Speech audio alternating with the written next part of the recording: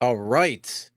It is Tuesday. Show Me the Money Club, live Tuesdays, 6 p.m. Eastern, 3 p.m. Pacific, right here on the Rideshare Guy. We got a very packed show for you today. We're going to get right into it. First, we are just going to do a quick rundown of what we're going to be talking about. We do have Lori Simmons of the People's Lobby USA, as well as Alderperson Michael Rodriguez from the 22nd Ward of Chicago on with us today. We're going to be talking with them basically about the Chicago ordinance, what's going on, a lot of different things there. So looking forward to that. After they're off, we have some other topics. We're going to be talking about Uber and Lyft drivers. Markets are extremely oversaturated. What's going on with that? Also, we're going to be talking about how the sky is not going to fall when we have legislation like Chicago or Seattle and Washington. The sky has not fallen in the state of Washington, so we don't have to worry about that. We're going to be talking about Uber's take rate argument, what's going on with that. We want you to know your weekly statements, so we're going to see something along with that. We're going to be talking about how Massachusetts is creating a new something that's going to be coming on their election, their proposal. It's going to be a Prop 22 clone. So if you don't like what's happening in California, then you might want to get vocal if you live in the state of Massachusetts. Also, we're going to be talking about Mayor Adams of New York City. He's weighing in on what they're talking about when it comes to Uber and Lyft, vehicles that want to be emission-free and ADA compliant. So we're going to be talking about that. And then we're going to be ending the show on some facts and funnies. Sergio, how you doing today? I'm doing great, man. I've been looking forward to this episode for a long time. As our audience knows, I'm a huge backer of legislation because I think the pendulum has swung too far in in the way of the TNCs and DNCs. So, but what better way than have these two guests that are coming up? So yeah, I'm thrilled. Actually, this is one of my most exciting episodes for me. So. Oh yeah, absolutely. But first, we want to get into thanking today's sponsor, Upside. So, Sergio, I don't know about you, but I can't believe how much it costs for gas now. Buddy, I never pay full price. I downloaded the free. Now, free is the keyword. Upside app, and I get cash back every time I go to the pump. Wow, you actually get paid real cash when you buy gas with the Upside app? Cash within 24 hours, I earn back up to 25 cents per gallon, and it's also available in a lot of restaurants and grocery stores now. And I would say I made over $300 over the last year using the Upside app. Oh, awesome. All right, yes, you can download the free Upside app to earn real cash back every time you buy gas. Use promo code RSG25 for an extra 25 cents per gallon cash back on your first fill up. Again, that's code RSG25. Cashback is not available on gas in New Jersey or Wisconsin. So if you are in those states, you can still use the Upside app. There are other ways to earn cash back. It's just not on gas. So again, make sure you check the link in the description below and enter code RSG25. All right, so let's get right into today's guests. We have Lori Simmons on. Welcome, Lori. Thank you for coming on. We appreciate that. And we also have Alderman Michael Rodriguez. Thank you for coming on. We appreciate this. Thank you for having me. Thank you both for coming on. As I said at the opening, this is probably one of the most exciting episode that I've been actually looking forward to have you both on. I think the pendulum has swung way too far towards the TNCs and the DNCs way. And if it's legislation and such as yours that's coming up that we're going to talk about, I'm all for it. I'm going to push with everything I have for legislation to aid the gig workers. Now, I will have Alderperson Michael Rodriguez and Lori introduce themselves, and then we'll go into the details. Well, thanks for having us, Sergio and Chris. It's quite the pleasure to be here in the Windy City, America's greatest city. And we are so excited to be working in an environment of co-governance here in our great city of Chicago. We've elected a progressive mayor in Brandon Johnson. Our city council, out of 50, now has 19 members of the Progressive Caucus, of which I share as the whip. And in the infinite wisdom of Mayor Johnson and my colleagues, they have named me the chair of the Workforce Development Committee here in the city of Chicago. So we just got one fair wage done, working on paid leave enhancements for folks in the city of Chicago, And of course, we are working to make rideshare better for the riders. The fact is, the workers do better in our great town. Everyone does better. I'm the child of immigrants. My dad was a third shift truck driver, Teamster union member. My mom was a federal union employee. And the fact is, those jobs, those good jobs, allowed for me and my siblings to go to college and build a better life. And now, as an alderperson in the city of Chicago, I want to make that happen for my community. And what better way than the brothers and sisters that are doing God's work, transporting us day in and day out throughout our great city, throughout our great country. Thank you. And how about you, Lori?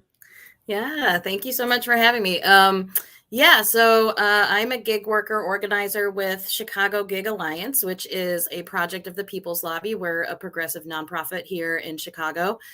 And I was a full-time rideshare driver, just doing Uber and Lyft for about 5 years up until the pandemic hit, when a lot of things changed and I ended up moving into becoming an organizer full-time. But, this was a big game changer for me. I mean, rideshare and I think myself and a lot of people, it kind of gave us the opportunity to kind of take some of our autonomy back in a lot of ways.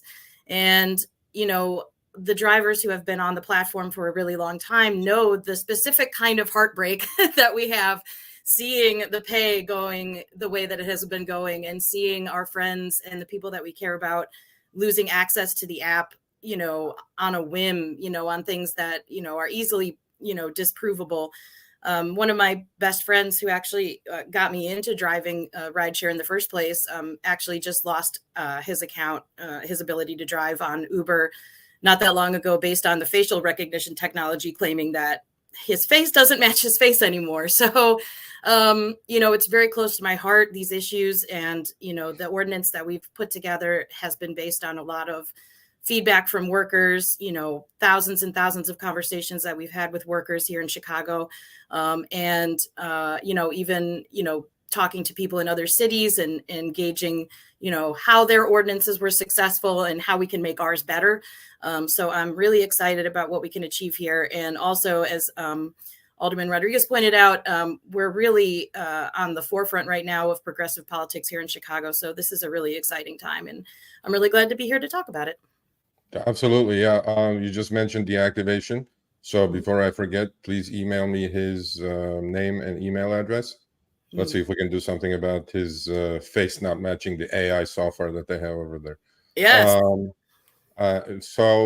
Without, extending this, obviously, our audience watched it in thousands. I interviewed the CEO of Lyft, Mr. David Risher, about a week ago.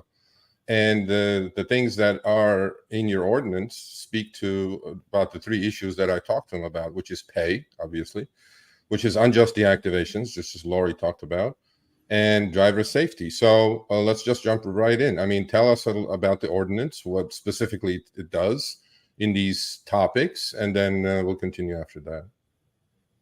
Yeah, you want me to go on? All right. All me. So yes, there are three main big pieces, and that is pay, worker safety, and deactivation protection. So for pay, what we've done is it's increasing the per mile per minute pay.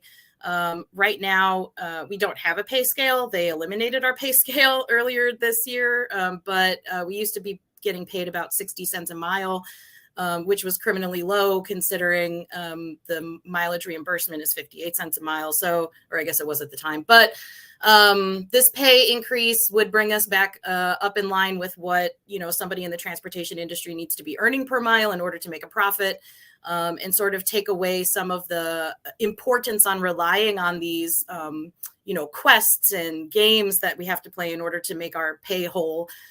We really just want to be paid fairly for every ride. So $1.85 a mile and 65 cents a minute is what the pay scale would go to. And this would be increased on a yearly basis. Something else that we have that other ordinances have not included in the past, but we think is really important is the commission cap. So, I'm sure drivers, if you look at your breakdowns, you'll notice Uber and Lyft are taking a lot of times 60%. It is a scale that changes, but I've seen the pay more and more often. The company is keeping more than half, and considering the fact that drivers are responsible for all of the cost of vehicle operation and our additional insurances that we have to purchase and everything else, it seems unsustainable. So our commission cap would cap what the companies can take at about 20%, which historically is what they did take for a long time. I was grandfathered in at like 15% back from 2014. So not super crazy, but we feel the drivers are doing the bulk of the work and the most dangerous part of the work. So they should be getting compensated for that. And this would also create a worker assistance fund that would give drivers the ability to get, dash cams or safety equipment, get assistance purchasing those. And then as far as worker safety goes, the big thing is obviously we are very, very tired of not knowing who is in the vehicle with us. It's a very scary prospect. I know personally a lot of people who have been on the receiving end of assault from their passengers. And when you try to do something about it, report it, or, contact somebody and the person's name is Bay or it's not a real name, you're obviously not going to get very far. And that person also can't be banned from the app because they don't actually know who that person is. So even if you contact the company and say, look, my passenger was violent towards me, all they're going to tell you is, oh, okay, well, we've removed them from the app. How do they even know who this person is? Lyft recently rolled out their women ordering women rides for women, which would be wonderful if we knew that that was actually going to be how it worked. But since we don't actually check the identity of the passengers, nobody knows if the person ordering that ride is actually a woman. And I fear this puts drivers even in more danger. Now it's an easy button to just contact and have a woman show up, in a vehicle. So we want the companies to do their due diligence and to be able to verify the identity of the people using the app. And this could be as simple as having them upload some sort of ID. We don't want it to be, we don't want people to lose access to using the app, good customers, people who are using it fairly and safely. This isn't meant to be exclusive, but we do feel that it's important for the companies to know who is actually using the service to protect their workforce. So that is part of it. And then, the big one that we're hearing more and more about is deactivation. And, this wasn't such a big deal. If you look, back in time, 2016, 2017, we actually FOIA'd data from the city of Chicago to get a better understanding of what is going on with deactivations.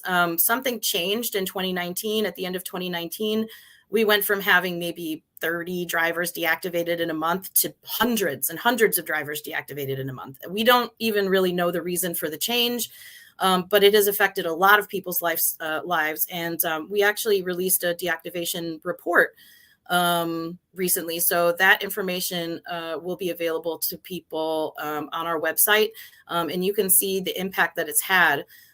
We're talking thousands of workers a month at this point, based on the most recent data that we've gotten. And that's only deactivations that are being reported. Many of them are not. These are just the ones that are being reported to the city of Chicago because they're considered safety issues. So there's thousands and thousands more that are going unreported and unchecked into. So this we feel is going to go a long way to making workers safer, making this job sustainable, and bringing back the hope that a lot of us felt in the early days of working for these companies, that, maybe there's a future. It makes no sense that Uber has just become profitable. And in order to do so, they had to wipe out a profitable industry and then stop paying their workers. And that was the only way that they were able to make ends meet, as it were. So we're really excited about this. Yeah. These are all things actually drivers have been asking for almost a decade now. So we know what's happening with pay. Mr. Rodriguez, so what would you add to Lori's, and where is the proposal now? Where do we stand as far as the application of it, and when the vote should be expected, things like that, I guess are in your field. So just to step back quickly, we have an economy that's doing fairly well under President Biden. we have a local economy here in the city of Chicago that's strong. I just saw data that our population has increased over the last several years. We have the Democratic National Convention coming to the city of Chicago. We have a new mayor that's a people's mayor on the side of movement and progressive politics, on the side of workers. Now is the time to make sure that the prosperity that our country is going through, that our city is going through, that we all share in that prosperity. The fact is that companies, no matter how they're funded, whether they're hedge funds or startups, they need to make a profit, and that's okay. But workers deserve respectable wages as well, and they deserve their piece of the pie as well. So I just wanted to say that as the preface to why we're partnering with the People's Lobby and the Chicago Gig Alliance, and why we're tackling pay, why we're tackling the deactivation process, why we're tackling the commission caps and surge caps, things of that nature. I think Lori explained the policy well, so I won't go too far in depth there. Excuse me. Upon introduction of the ordinance that I'm sponsoring, we were able to procure almost 30 signatures, co-sponsors of our 50-person body. The fact is that I do believe we have the votes to pass this ordinance. Over the next several weeks and months, we will be negotiating in vigor with the city and with the companies to get as good a policy as possible for the workers of the city of Chicago, for the drivers that so desperately need this legislation to be enacted. Look, opposition has already started. For the last several months, we've seen paid ads in some of our blogs and periodicals. We know the playbook, but the fact is that the people power that the Gig Alliance has organized, and that others are behind, it's winning the day. We just got rid of the sub-minimum wage here in the city of Chicago in a vote of 36-10. Now, over a 5-year period, restaurant workers will not be earning a sub-minimum wage, that we were earning tips on top of their wages. That happened through my committee and city council, with partnership, working with the mayor as one of his top priorities. This is the Rideshare ordinance is also something our mayor campaigned on and supported, that I campaigned on and supported, that I've introduced in council, and we're going to get it past the finish line really soon.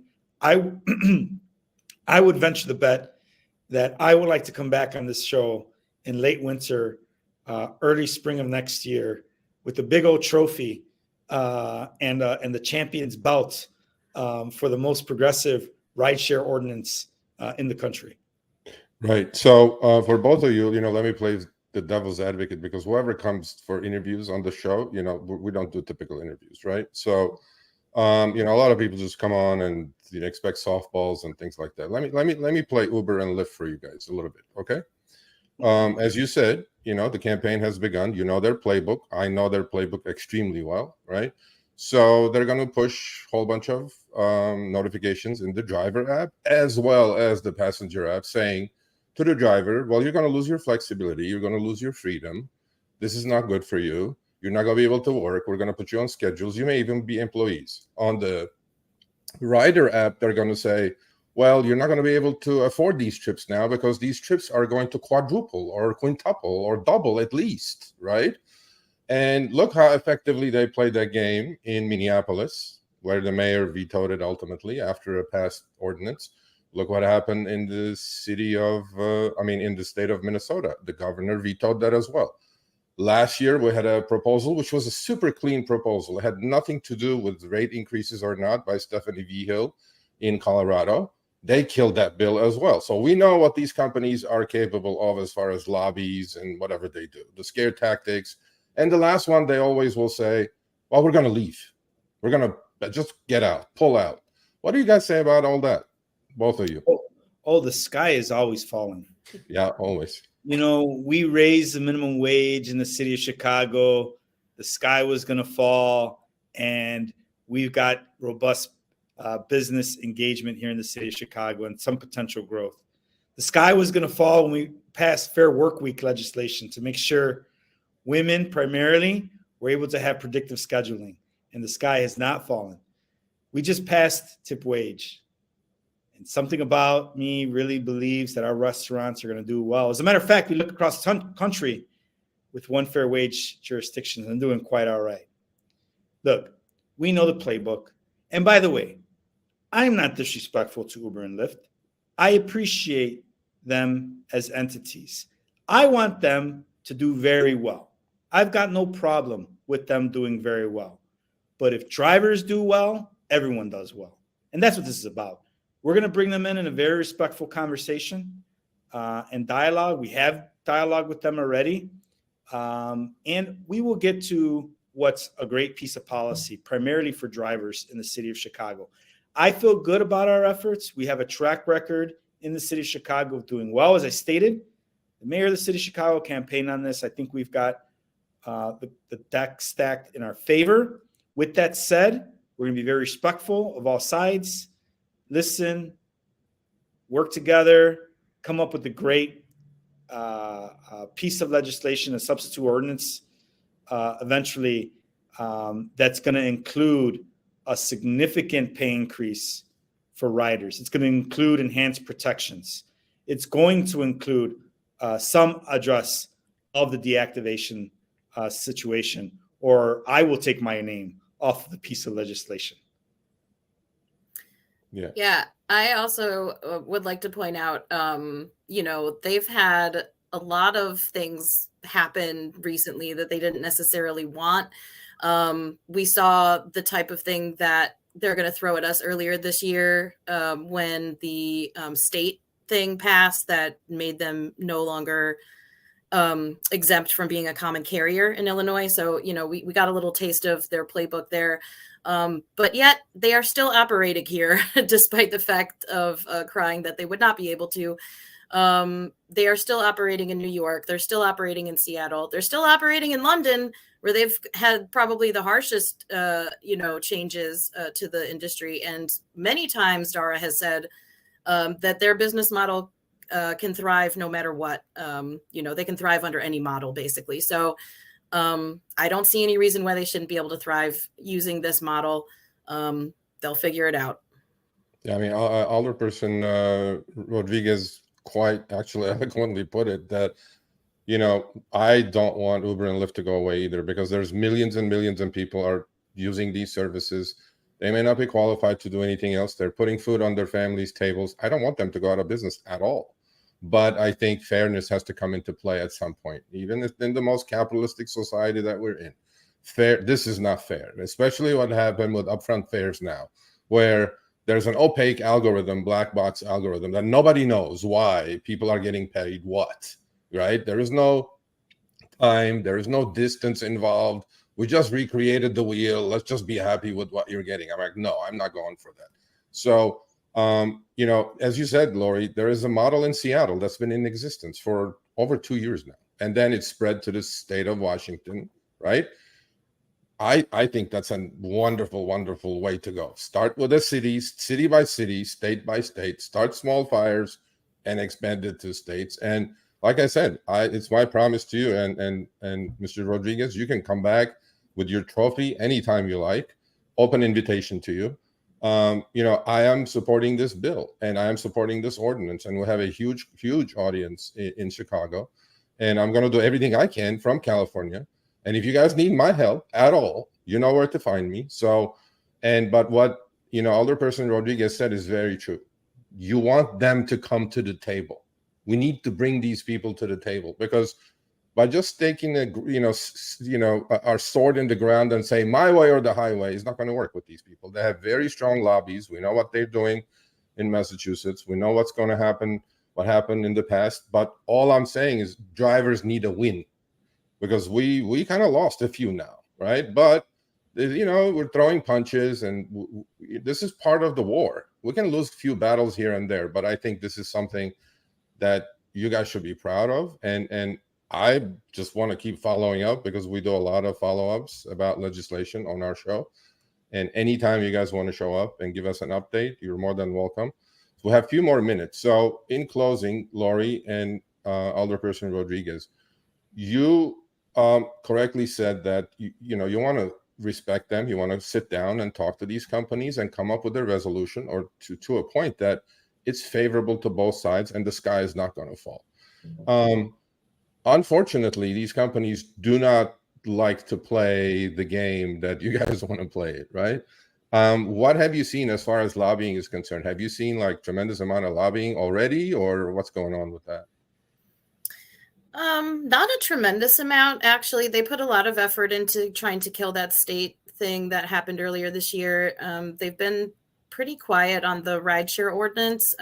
We do not call for reclassification in the ordinance, but they have been posting ads stating that drivers in Chicago are making $30 an hour after expenses, which we know is just complete nonsense. So they have their little misinformation machine going, but we expect, as usual, the closer we get to the time that it should be passing, the harder they'll be pushing.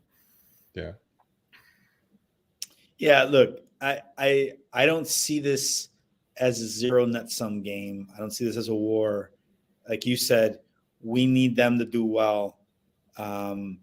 But the fact is that, power concedes nothing without a demand.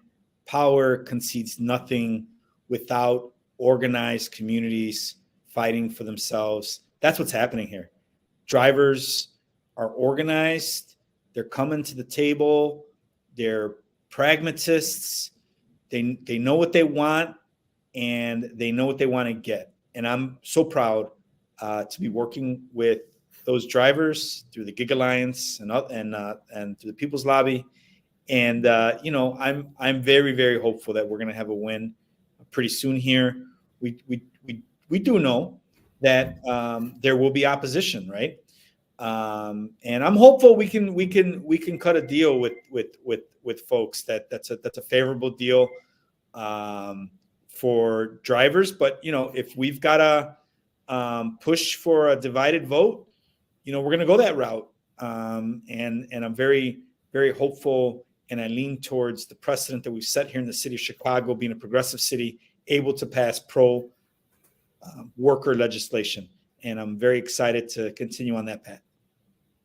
Yeah, so like I said, you both are welcome anytime you guys want. You know where I'm at, and I will do my best. Actually, just blast emails to all our Chicago audience, to go support this ordinance. I mean, look, it's about time. It's about time that something has changed in the favor of the gig worker. By the way, I was going to ask you that to start, but I'll ask you at the close. Is this just for rideshare drivers, or is this also for delivery drivers as well, this ordinance? Yeah, this is actually only for rideshare. The way that we saw it being successful in New York and in Seattle was doing rideshare first and then working on delivery after. So that's Okay. the next one we're going to tackle. Great. And So another thing I'd say is we don't address reclassification here because that's a state issue. It's not a city issue. So just to be clear. yeah, I'm glad that that's not part of the issue. I mean, look, I love talking to you guys. So I know we have less than a couple of minutes, but if the negotiations came to a halt, right? You guys are hitting a wall, let's say. The lobbying is so intense and whatever they're doing is working. They're scaring the drivers. They're scaring the community, the rider community, saying that, oh, your fares are going to go up double, triple. We're going to pull out all this good stuff that they're going to do. Get ready for it. They're going to do it. But what would you, if they watered this bill down to the point that to walk away, what would that be, Alderperson Rodriguez? What part of the bill would you be willing to let go, and what part you would just say, no, you know what, this goes, I'm going to leave the table? Oh, Sergio, I'm not going to negotiate on your radio show. Okay. What I will say, I tried. what I will say is that we have a great group of folks that I'm working with Chicago Gig Alliance. We have a progressive city council, 30 of which have already, or so, have signed on to our legislation. We would have gotten more if I had a little bit more time before I filed the legislation, which is a great start. And we feel good about the road ahead. We're going to work in earnest to get a great bill passed. And I feel good about us making that happen. And listen, before I go, I just wanted to thank you, Sergio, and Chris for having us on. The fact is that we need to organize people in every way we can. And this is one of the ways that seems to be working. And I want to congratulate you for having this platform. And I thank you very much for having me on. Y brevemente en español, briefly in Spanish, if that's okay. Absolutely. A toda la gente que maneja y habla español, pues estamos con ustedes a nivel nacional, aquí en Chicago, apoyando que hay mejores ingresos para los que están manejando por Uber y Lyft, y también que hay más seguridad y que ustedes pueden ganar situación de laboral mucho mejor. Muchísimas gracias por oír, and thank you so much for having me on. I don't know if we're done at time, but look, I'll give you all the time you want. And I was going to ask you how they'll be able to, our community in Chicago will be able to reach you. I know I sent Chris the link for the People's Alliance and People's Alliance USA, and also your offices. I found your link, your website. But if there is something specific about this ordinance that the drivers can come in and voice their opinions, if there's a comment period, whatever that is, right? Send us the links. We'll put it on the show notes. So whoever's going to watch, who's watching it now live and later on by the thousands, at least they have a way to voice their opinions as well and get in touch with you. So, we can do this all day if you guys want it. So I'm okay with it. I'm game. Yeah, I'll send a link. If drivers in the area want to get involved or, want to talk about the ordinance, they can always come to our website. It's chicagogigalliance.org. And there's a place in there to put your information if you're a driver, and somebody from our organization will reach out to you. Great. Well, I want to thank you both, seriously, from the bottom of my heart. I think this is very near and dear to my heart, really. And I said this and for the last 2 months now, and then whatever ordinance that there is that's helping and the gig workers with higher pay, unjust deactivations, and safety, I'm all for it. So with that said, thank you again for both showing up, and please come back for an update. And Alderperson Rodriguez, if you do pass this thing, you promised you're going to come back, so absolutely happy to. Okay, great. Thank you again. We'll keep our audience posted, but please also keep us posted with where the ordinance is at. Again, thank you very much. Yes, thank you. All right. That was Alderman Michael Rodriguez and Lori Simmons from Chicago joining us today, talking about the ordinance. What do you break down from that, Serge? Look, man, I think this is everything the drivers have been asking for a long, long time, right? Yep. I know it's not going to be easy as easy as Alderperson Rodriguez said, but at least he said it in the right note. Do you notice that he didn't say my way or the highway? Leave if you want. It's like none of that stuff. He said, we don't want them to disappear. He knows it.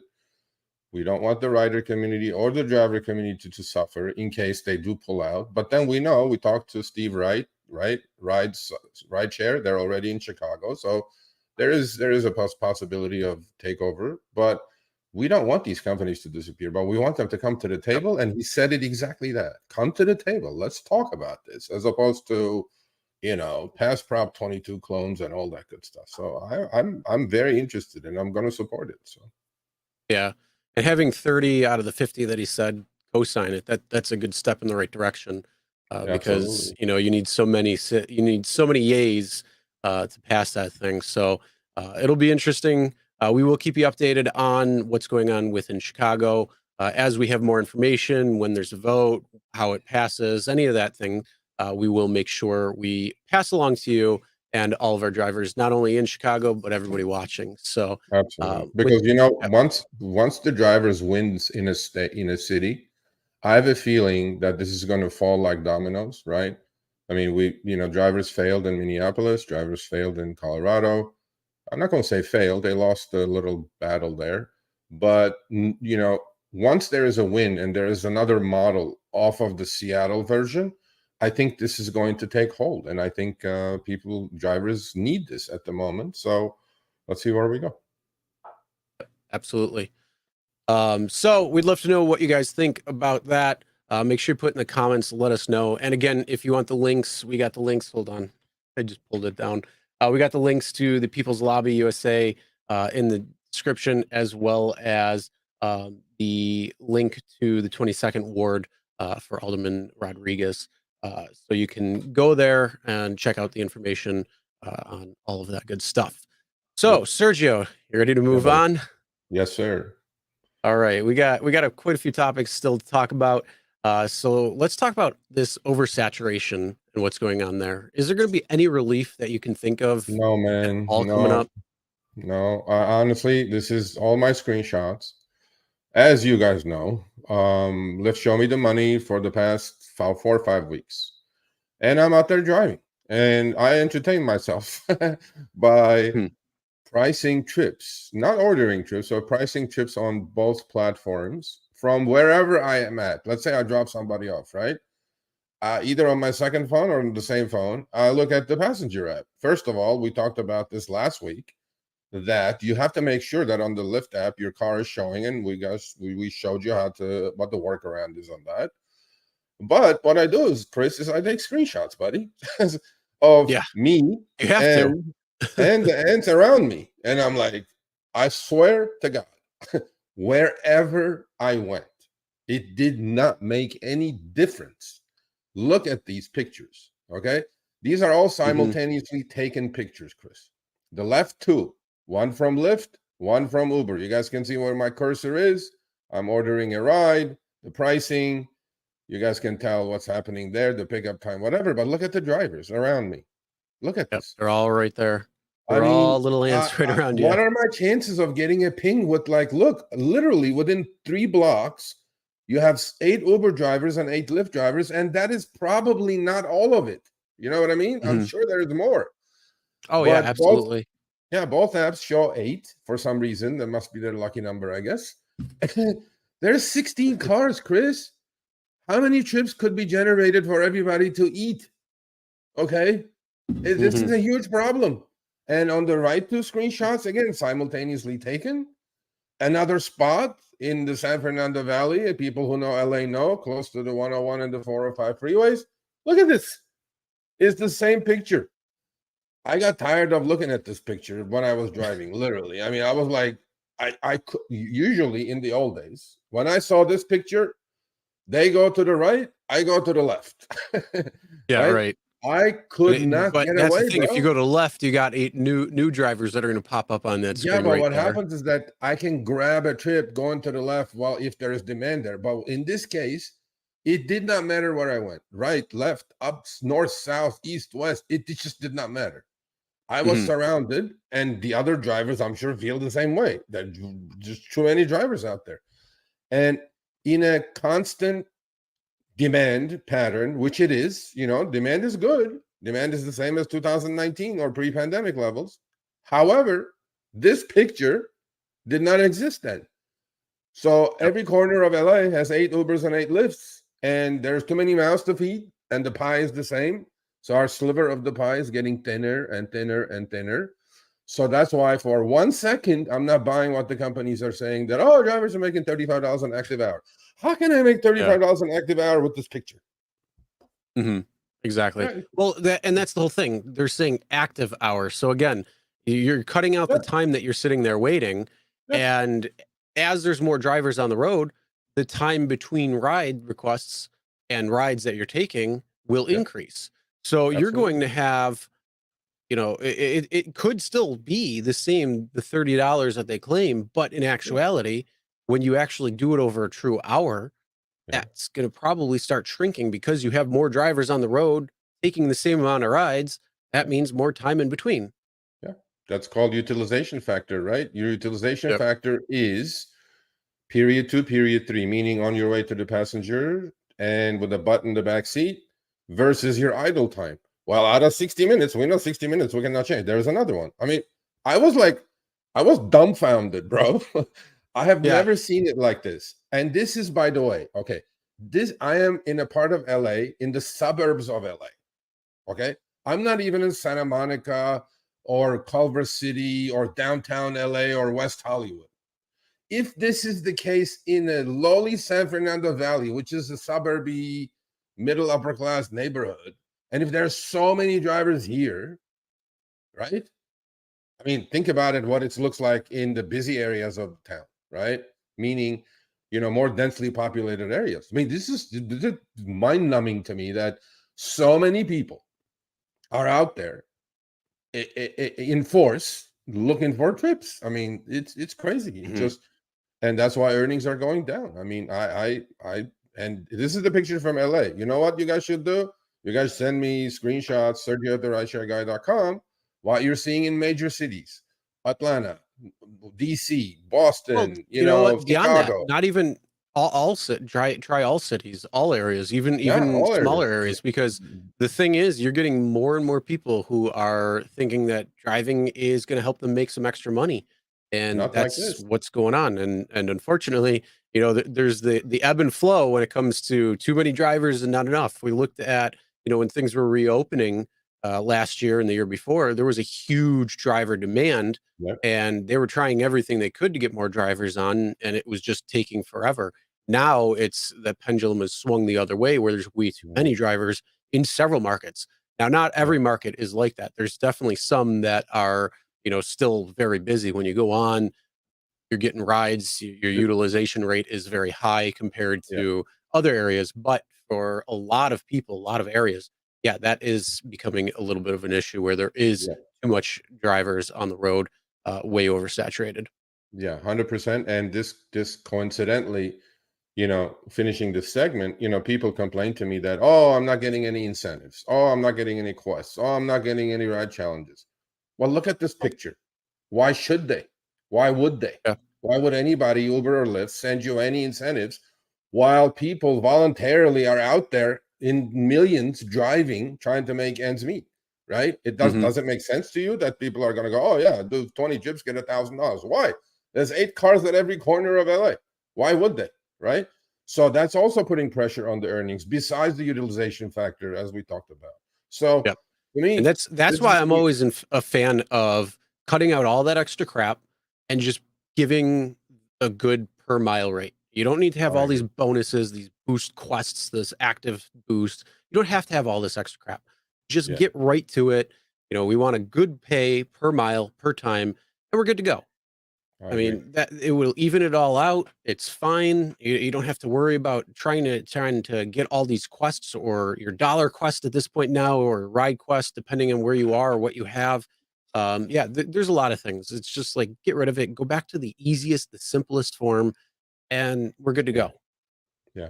So markets are oversaturated. People have been saying this for a while, but when you do drive, you do find out. So send me screenshots from your cities.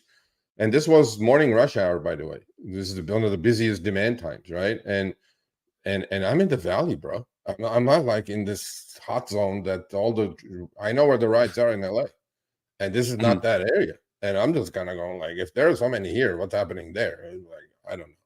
So hopefully this will pass if inflation gets subdued a little bit and people are not hurting for extra cash. And, hopefully we'll rebalance this situation. But at the moment, no doubt, oversaturated. And we talked about this a couple of weeks or last week. Now cabs are joining the party. 1,200 more cars in LA and Orange County. I mean, think about it. I'm like, come on, man. Right? Like, hey, I give up.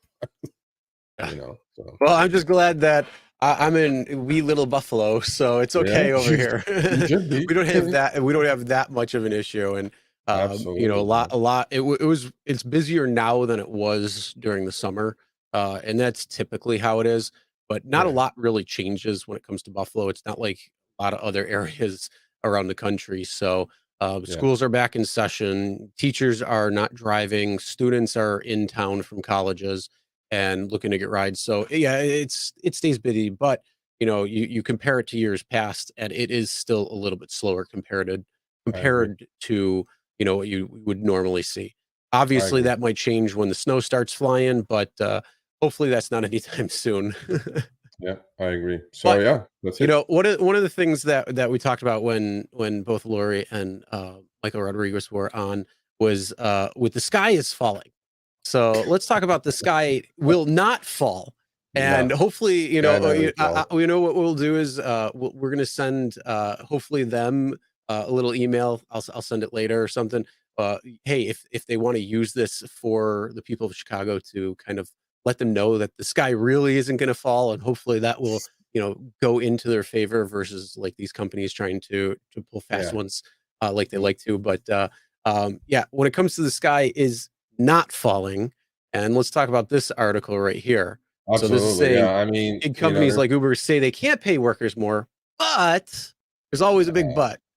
yeah. Okay. So you guys notice sky never falls.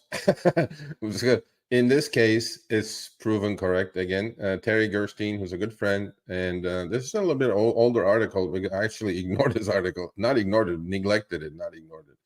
If I ignored it, I wouldn't put it up. So she wrote a wonderful, wonderful article. You guys can go check it out in Slate magazine. And, she clearly lays the case down that, sky does not fall when rates go up. Now, rates have already gone up since 2019 on their end for the riders by 35 to 60%. We talked about this previously many times. I get my data city by city from a company called Yipit Data. Yipit Data follows tracks, and that's what they're saying, that fares have gone up for the riders already. So did the sky fall? No, business is booming. That's the demand is back to or past to pre-pandemic levels in every damn city with the 50 to 60 to 70% increase rates for the riders. So obviously sky did not fall. And in this wonderful article, she lays down the case, right? And she talks about California and Seattle and Minnesota, and and to me, companies predicted significantly increased prices. Okay, well, you've been increasing the prices significantly anyway without sharing the wealth with the driver, right? And And it's as we not just in know, these areas; it's all over. all over the whole country. Yeah, it's just not these Yep. areas. Yeah, and to me, sky will not fall. So if they do come play with that playbook in Chicago, the reason I put a lot more of these topics on this show was, Chris, because it goes really well with what Lori said and with what Alderperson Rodriguez said. It's not going to fall. Trust the past. There is a past here. It's successful in Seattle. Everybody's still in Seattle. Drivers are still driving. Uber is still making more money because they're holding a bigger, same percentage of a bigger pie. Okay. And the consumer did not disappear. They're still ordering trips. And she says it's right here. Seattle also passed pay floors for Uber and Lyft drivers, as well as paid sick leave. And, Seattle keeps adding to the wonderful base that they already had. And now Chicago is trying, and this is not going to happen. They are not going to pull out from a major city that is very big part of the revenue source. They're going to sit there. But again, I really want to thank Alderperson Rodriguez of what he said. He goes, I don't want these companies to disappear. I want them to come to the table. I 100% agree. And he said, we're going to negotiate. We're going to talk. And hey, Uber Lyft, there's people willing to talk. You guys got to sit down and talk. So just as long as they don't bring any sort of Prop 22 lake to the table, because that's just no bueno. Yeah. Well, that's the last straw that they pull on. That's they go like, okay, this is not working. We're not going to give this. We're not going to take this. We're not going to do this. And then they threaten with a Prop 22 at the end. And that's what we're going to talk about the subject in the next couple of segments. So. Yes, people, please do not buy this. Sky is not going to fall. No, it's not. This is an industry that did 2.3 billion trips just on Uber's case. Put DoorDash in, put Grubhub in, put Lyft in. We're talking billions of delivery and rideshare trips. People are used to these things. People like the convenience. They're paying for it. And they're not going to go anywhere. They can't pull out. I'm not buying any of that. So Terry, beautifully puts all this in the article with facts, and please go read it. It's in Slate magazine. Yep. Yeah, and that's the biggest thing. It's not going to fall, and everything is going to be okay. Actually, you know what? It's going to be better for drivers because you're actually going to be being paid a better wage. Yeah. And yeah, there's a lot that needs to be done. And Yeah. like I said, that pendulum, it's way up here, and it's ever so slightly starting to come back, which is a good thing. So we'll get it back into the favor. So that'll be a good thing all around, in my I agree. opinion. I agree. All right. So the next thing we're going to be talking about is take rate. You know, another thing that was mentioned, Lori had mentioned that too earlier, the take rate, Yeah. how she was saying about 60%. And yeah, we've seen quite a bit when it comes to the take rate comparative to what it used to be years and years ago. You know, you had the 80-20, 75-25 split.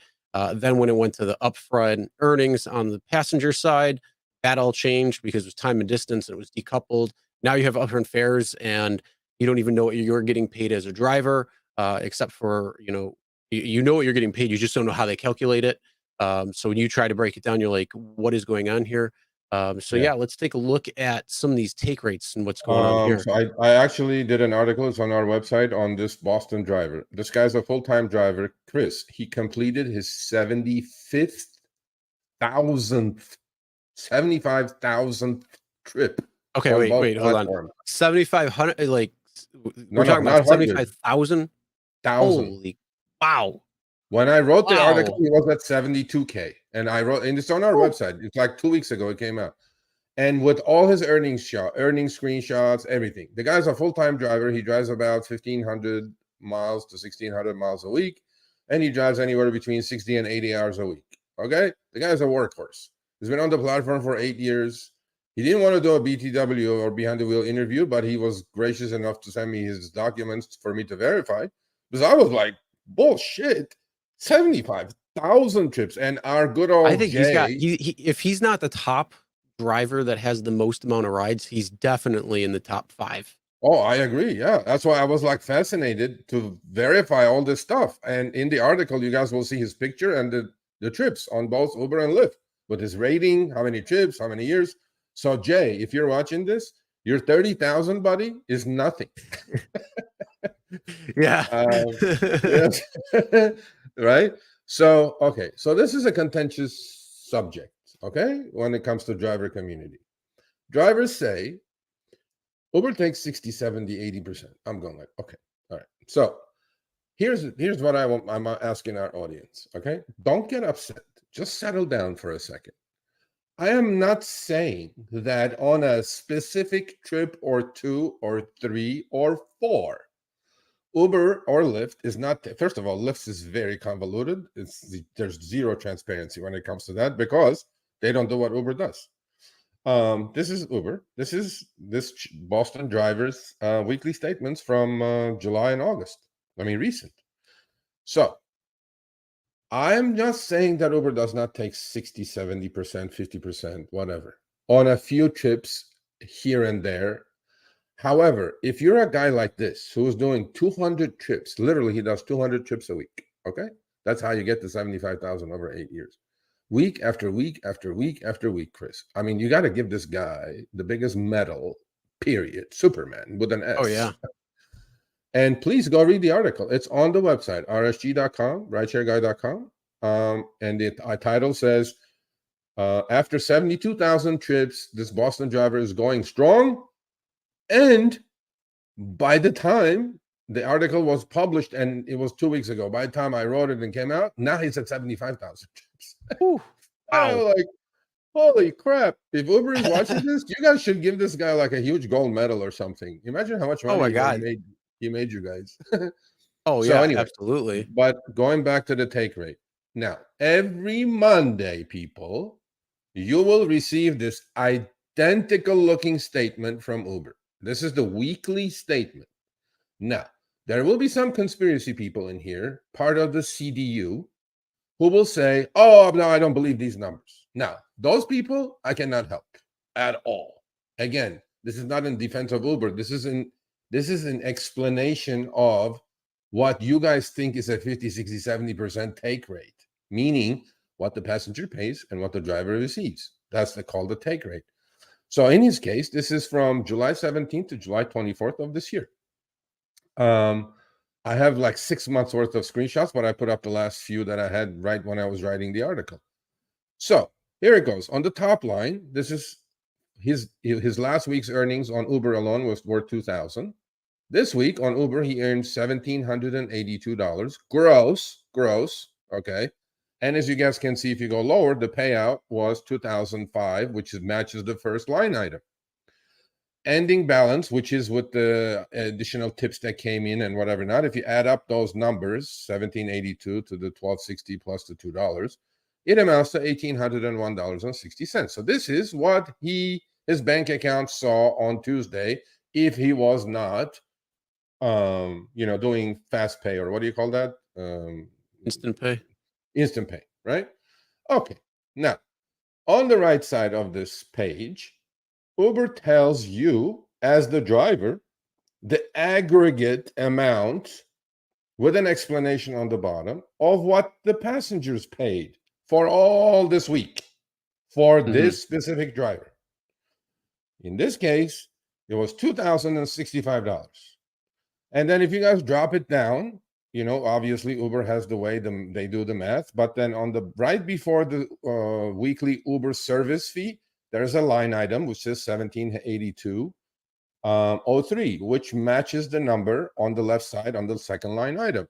This week, on this driver, Uber and Uber's service fee, meaning the amount they made, was $101.66. Now, people are going to say, oh, commercial insurance should be considered. Let's play the game. Let's play that game, Chris. Driver customer total pay was $2,065, and driver out of that received $1,782. Even if you take out the commercial insurance and do apples to apples, let's say, and leave it in there, then the take rate would have been about $300 or $280. So $280 on $2,065 that the passengers paid in aggregate is 10%. Now, every week, next week, Chris, you guys will show you the next week's numbers. Next screenshot. Okay, here it goes. This is July 24th to July 31st. As you can see, the numbers are there. This week, the guy worked hard, Chris. Look at those earnings, buddy. Oh, yeah. $2,764. Yes, Nice. sir. Somebody is making money. You know why he's making money? Because he's working his ass off without complaining. So anyway, so here you go. Let's look at these numbers. To the right side of the page, $3,612.48 was what the passengers paid in aggregate. And his gross was $2,744. Even if we look at it that way, that's about $900. And I'm not even considering the commercial insurance. I'm even throwing that in there. I'm just doing the math of 2744 divided by 36, 22 or 32. That's $900. Out of 36, that's about 25% on this week. So 10% for the past week, 25% for this week. Let's go to the next one. I have one more for you guys. And this week, he decided probably to work more Lyft. Look, this guy brings in about $3K a week, okay, on both. And he's smart. He knows what he's doing. So this week, he only grossed $2,029. Aggregate pay for customer pay was $2,499. So let's say $2,500. $2,000, again, let's say 25%. Okay? Forget the service fee, because if you look at the Uber's service fee on the bottom line, it's a lot less than 25% because you have all those expenses that Uber is taking out. Commercial insurance, airport fees, taxes, and things like that. But if you just took what this guy's gross was and what the aggregate pay for the customer was, the take rate doesn't go more than 25%. So where is the 50, 60, 70%? If you're going to, send me all the statements you guys want, just like this. If I show it, I will black out, obviously, your information. Show me one where week after week after week, Lyft, you guys cannot do, you need a math degree for that.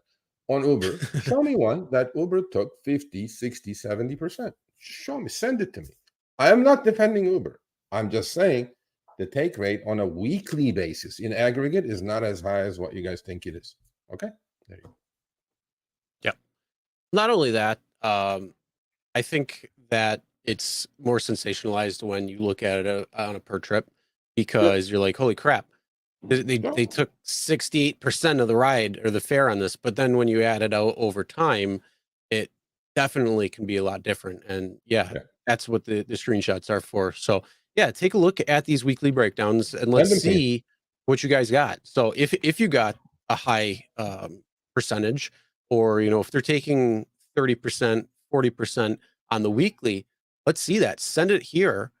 And, we might want to actually talk to you on your specific driving to begin with, because that might actually be something where you can hone in, and then you can actually get your take a lot higher, and, you can work harder, you work smarter, not harder.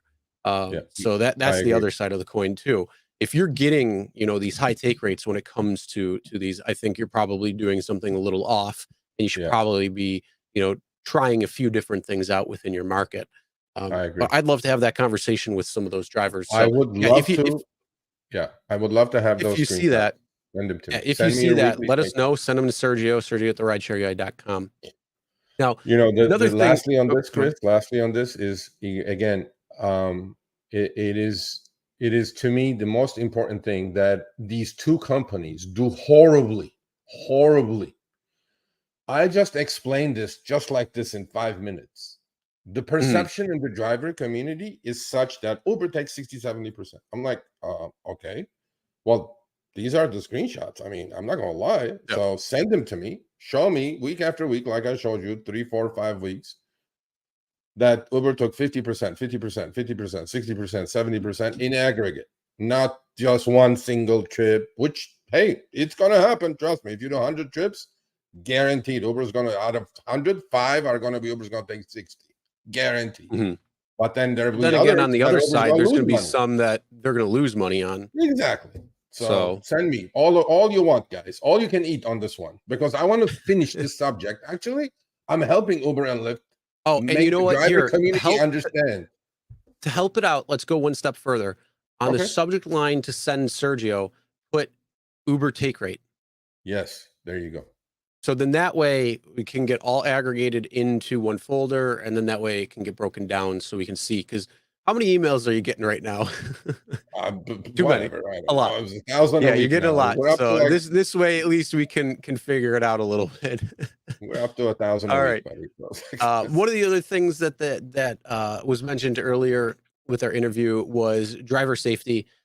Clearly, we love display ride dash camera, so we are going to mention it. One of the big things, you want to be safe. You want to make sure things are being recorded. It's not something that you should be doing. It's something that you now have to do, because there's so many issues that are going on, whether you get into an accident, whether you have a bad passenger, whether you have a false claim, whatever it might be. All of these things are going to help you when it's recorded, because a dash camera records as is. It does not put anything in favor of one over the other. It shows exactly what had happened. So get a dash camera, whether it's display ride or not. The reason why we like display ride is because it has the cloud transfer. So as you're recording, it's going to upload to the cloud. And then if the event that somebody is getting in your car and tries to remove your dash camera, throw it out the window, maybe they carjack you and they're taking the car, and then they realize, oh, there's a dash camera, and they throw it out the window, or whatever else it might be, an accident or something where the dash camera could get thrown out, destroyed, damaged, and you can't get that footage. This will have it where you're able to get that because it's right into the cloud. So this is something that's really nice. It's $20 a month with the code RSG20, where you get 20% off. Normally it's 25, but because they love us and we love them, we have this little deal going for you guys. So it's $20 a month. And again, this is something that you could potentially use for a tax write-off, being a business expense. And it's just going to give you all of that added peace of mind, recording and making sure everything is going to be nice, safe, and backed up to the cloud. Yep, I agree 100%. I had one. In fact, let me tell you guys about this morning. Okay. I said, as last week I had a ride challenge that I had to finish. Okay, but that's not the point. This morning I'm driving my daughter to college, which is 6 miles away. Okay, and unfortunately, the way to the college is through a very busy high school, and I forgot that the high school starts at like 8ish, and she had to be in school at 8:30. So, long story short, I'm just driving. There's a Jeep in front of me. Okay, this Jeep, for one reason or another, decided to make a left turn into oncoming traffic. All right. Oh, jeez. I'm just recording. This player is recording because look, this is not only good for rideshare. It's only good. You can record like your whole life, basically. It's good for your insurance company to have proof. Well, guess what? There was a Tesla Model Y driving up, and bang, head-on collision. So there is proof right there. But I actually did ask I stopped. I asked the driver, "Do you need like footage?" I have footage. And she goes, "No, I'm driving a Tesla, so they record everything anyway." So she goes, like, "I'm fine." But it was clearly the Jeep's fault. Jeep like kind of decided, let me just make a left turn. I'm like, no. Yeah. So it's not just for rideshare, for just your everyday driving. That's the best way to use this too. So anyway. Oh yeah, absolutely. Now, let's a lot of the topics that you chose for today fit very nicely with the first 30 minutes of today's show. And this topic right here is some of the tactics that Uber and Lyft are going to use. The overall aspect of things is Massachusetts is going to have a Prop 22 like clone when it comes to their ballot. When you go to it's this November, right? That they got it on. Yeah. Well, the timing is not clear on that yet, but it's on the ballot. Just whatever the next election is going to be on the ballot. Okay, so in a couple of weeks. I know Lori is probably going to watch this later, and Alderperson Rodriguez. This is what's happening in Massachusetts, right there. It says on the second paragraph. It says, "That's why we joined the coalition of drivers, community leaders, social justice groups, and other companies to launch a Massachusetts ballot initiative called the Prop 22 clone. In fact, it is less than what they offered in California." Chris, I read it. 120% stays the same. Look at the right side of the screenshot. Remember, we busted their ass, and then we got the mileage adjustment from 30 to 34, right? Yep. Okay. Look at the second sentence in the right screenshot. New guaranteed earnings floor of at least 120%, which is the same as California, right? Of the state minimum wage. Plus, look at that, 28 cents a mile now. We got a discount of 6 cents. I'm going like, this is why you guys. And let me guess, they took out the entire part of the inflation change. That 28 cents per mile is probably going to sit there at 28 cents a mile. Well, yeah, from it's Prop not like 22. Yeah, I mean, look, Prop 22 was December. I mean, it kicked in at January 2020. You don't think there has been inflation since then? So instead of 34 and go higher, they go to 28 now. I don't know why. So this is happening in driver apps already. This is what they're going to play in Chicago as well. Do not click on join the campaign, because if you join the campaign, you are literally signing that you want Prop 22. Read it, learn it, understand it, ask questions in your community. If not, ask me. I'm telling you, you guys do not want this. I'm telling you, I had it for 3 years. You guys don't want this. Yeah. So and I mean, if you've been watching the show at all, over the last year or so that we've been a year and a half that we've been doing this, I think there's one easy thing to say is that Sergio does not like Prop 22, and he is in California. He knows exactly what it's about. So when it comes to a lot of this stuff, it really won't do much change or many differences, except for the problem overall. So this is not something that I like. You should go and if you're in Massachusetts, tell them, look, this is not what we want. We want something that is brought up like Seattle and Washington, or what Chicago is proposing. That is going to be something that is going to give drivers much better wages and all of these extra bonuses that they're going to throw in. Not this. I like at the bottom they say historic new benefits. No, there's nothing historic about it. The other thing, let me tell you why. First and foremost, I don't like Prop 22. What is the biggest selling point of these companies? Flexibility and freedom, right? Right. Mhm. From the get-go, Prop 22 is written in a way that, first of all, to get any kind of benefits out of it, you have to drive minimum of 15 active hours to 25 active hours to get to the first tier of Prop 22. In order for you to be 15 to 25 hours active, you must be online probably 30 to 40 hours. Get it? Yep. What happened that they say, oh, most people are part-time already. We don't, they can do whatever they want, whatever. So right off the bat, and if you want the full benefits of this Prop 22 clone or Prop 22 package, Chris, you have to drive 25 plus active hours a week, which makes you a full-time driver. So right off the bat, this is kicking out 80% of the crowd. Boom, no benefits anyway. You know what I mean? So what is happening here? Why not this benefits for everyone in a prorated kind of a basis? None. You have to be between 25 to 15 to 25 active and then 25 plus active in order to get the back package. And I'm like, well, that doesn't jibe well with your flexibility and freedom, because if you're going to make me work 40, 50 hours to get the full benefit package, where's my flexibility and freedom? You know what I'm saying? So I'm like, no, don't do it. Don't click. So yes, in Massachusetts, do not accept. I repeat, do not accept. Here, It's coming, this is the like it or next not, and article. Here it is. The governor, the governor now actually, they tried this like about 8 months ago, and the Supreme Court of Massachusetts found out what evil this was, and they said kicked it out to the ballot, off the ballot. But guess what, people? It is back, and this is what they're doing. Uber back group to reboot gig worker ballot initiative in Massachusetts. This is the same damn thing as a Prop 22.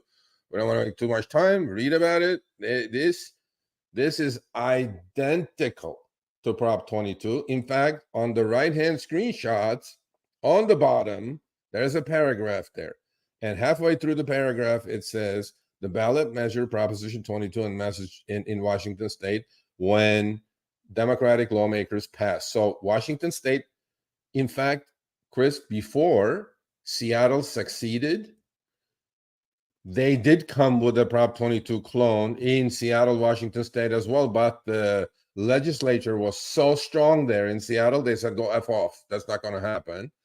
And they brought them to the table, just like Alderperson Rodriguez is doing, and say, come to the table, let's talk about this, because this is no good.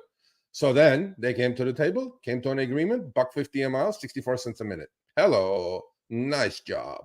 So whoever's in Massachusetts, Boston, whatever city you're in, Sergio at therideshareguy.com. If you don't know anything about this, Uber's is coming too, by the way. Do not click that purple button.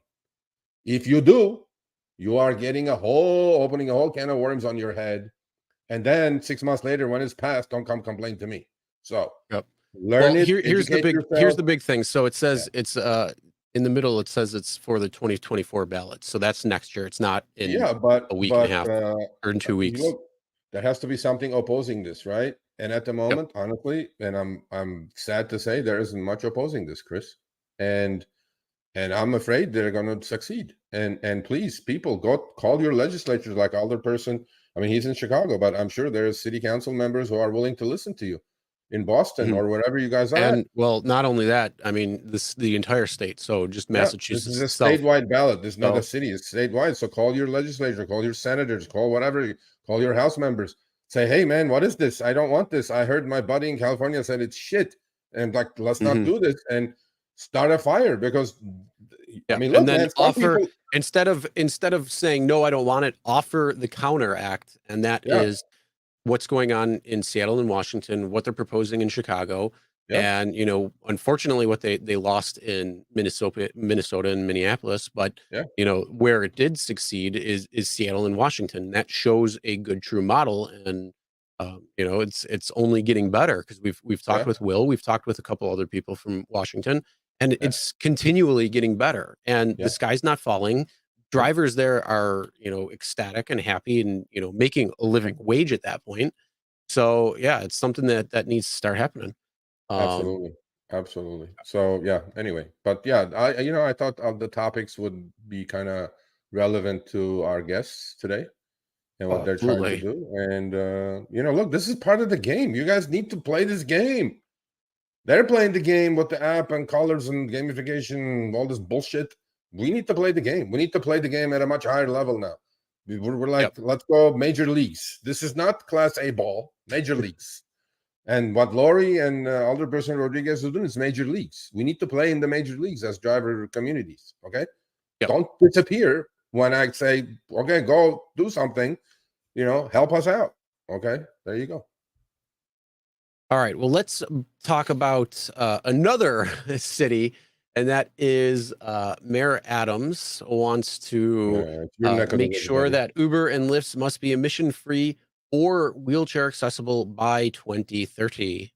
Yeah, that's your neck of the woods. There you go. Yeah, yeah, but at least I'm in Buffalo. New York City is a whole different beast than here. How do you think is that going to work out? Do you think is it going to work out? How's that going to work out by 2030? It's only like 7 years, actually 6 years now, because we're about to finish 2023. I think that that's a want and a wish, and I think as it gets closer, the reality of the situation is they're going to probably have to extend it and extend it and extend it. Whether it actually happens or not is for it to be seen. But I mean, time will tell. I could be wrong. I could be right. Who knows? But I think it's going to be pushed back. I mean, I don't think it's going to happen. I mean, obviously Uber said that already, and Lyft said that by 2030 they want the whole fleet of millions of drivers to be driving EVs. Oh, they're funny. They're funny. They're funny. If you're paying me 60 cents a mile, 50 cents a mile on a long trip, how am I supposed to drive EVs? So how am I going to afford any of that shit? Yeah, exactly. Ain't gonna happen. Yeah, I'm sorry. 80,000 cars. 80,000 cars. This guy is just as bad as Cruz. Let's just call it what it is. Your buddy at Cruz? Yeah. Yeah, it's just all the same. But for real, like, here's the thing. I just got a new car. My Jeep was 10 years.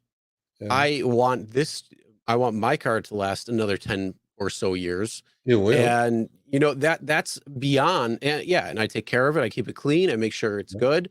You know, I'm driving part-time. I'm not full-time. So there's that difference there. So for a full-timer, you're probably changing cars every 3 to 5 years. For us part-timers, you could probably get 10 or so, maybe even a little bit more. Joe, actually, his car is just past the threshold because of the age of the car, and he's got so many miles on his car. He just hit 250,000.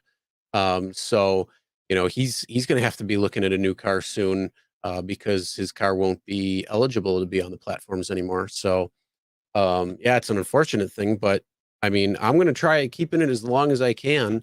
And, you know, I'm not going to make that switch to EVs right now if they're not offering me anything. I mean, how much are they really offering? No, well, a shady dollar. So I don't know. Shady dollar. And I mean, I like Lyfts. I like what Lyft is doing for their bonus, but the problem is that's only in California. That's not in the rest of the country. Yeah, exactly. So, I mean, what are you really doing to incentivize me to switch to an electric vehicle versus not? And I mean, the cost and everything. I mean, look what Teslas are coming down. I mean, you could get a Model Y for under 40K now. You could get a Model 3 for, I think it's around 35.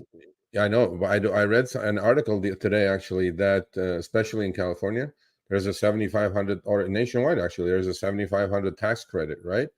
Those tax credits were going on your tax return as of January. And I'm going to talk to you guys. You should talk to Gabe about this on your EV Money show.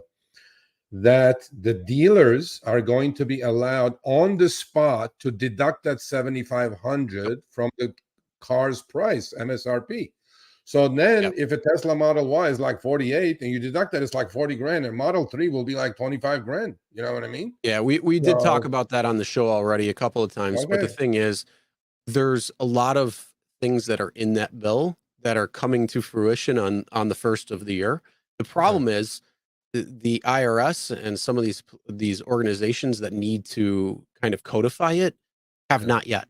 So Have not. Gabe's already talked to a couple of people and said that they don't even have the answers to the questions that he's asking yet. So like if it's used for light commercial purposes, what is light commercial and purposes? Is that for Uber and Lyft driving, where it doesn't matter where it comes from?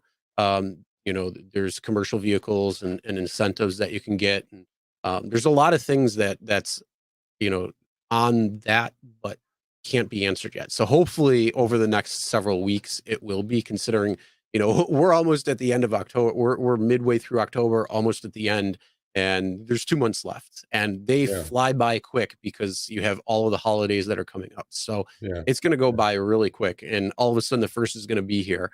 And who knows, maybe it's going to be like your California Treasury office who's like, oh, we're not changing anything, and then all of a sudden they got called out and they had to change things. So who knows? Yeah, so I'm not buying this, that by 2030 all cars, there's 80,000 rideshare drivers. There's no way with a cap on it. 80,000, I bet you less than 10% are probably EVs. How is that going to happen in the next 7 years? Especially if you're asking the driver to make that major investment. No. And then here's the thing: how many chargers do they have? How many chargers are they going to have? Exactly. You know, the electricity that they have to provide for these. I mean, there's a lot more that has to go into this versus saying, let's put a Band-Aid over this giant plug of water that's coming. It's like, it doesn't make sense. Like you need to, if you really want to think of the full picture, you got to think of the full picture. They're like saying all these like happy little talking points, and that's where they're at. So I agree. That's all I'm going to say there. But let's move on. We have somebody coming on right now. We have our Sunshine Man himself. Oh yeah, the Sunshine Man himself is coming on. He has something that has just come out very recently, and that is the Sunny Side. Hold on, I got to put this. Driving on the Sunny Side with 10,000 Strangers by Jeff, the Sunshine Man. So let's bring him on. Jeff, how you doing? I'm doing good. How are you? Oh, my man. You know, Chris, I feel like a proud dad. Okay.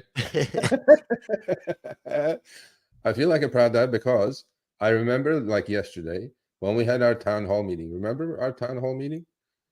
Jeff was one of our small town participants. And look where we are now. After a front cover of Business Insider and all kinds of good stuff, Jeff is in his car with Lily. That's Lily, right? Yeah. It is. It's Lily. Her first time. It's her first time being on camera? Okay, all right. Yes. So without further ado, this is my Jeff, our wonderful Jeff from Myrtle Beach, South Carolina. And hey man, it's the book right here. I have it. I have a copy. We can say this, so don't worry, Jeff. He sent me 2 copies. He knows I have some connections at Uber. I'm gonna get this copy with a letter, which I read already, you know, to Dara Khosrowshahi. Hell or high water, this is going to him. He's gonna read this shit, or somebody at Uber is gonna read this. 10,000 trips worth of goodies are in here. I'm going to say 30 more seconds. I read the whole thing in 2.5 days. It is such an easy read. It's not the book you guys think it is of 400 pages. It's like one-liners, funny lines, inspirational things, motivational things, sad stories, happy stories, his top 50 trips. Bro, this guy put everything in a book. And if you can jump around, you can start on the back page, go forward. You can start in the middle, go backward. This is not your typical book. You're not going to get bored. And it's on sale on Amazon, Barnes & Noble, all the online. Go Google it. Google 10,000 trips or Sunny Side with 10,000 strangers, and you guys will see where it's on sale. And with that said, we'll give it to Jeff. You have 8 minutes, Jeff. Well, listen, I can summarize it in about a minute, the whole segment here. I posted online a picture of the book and me holding it.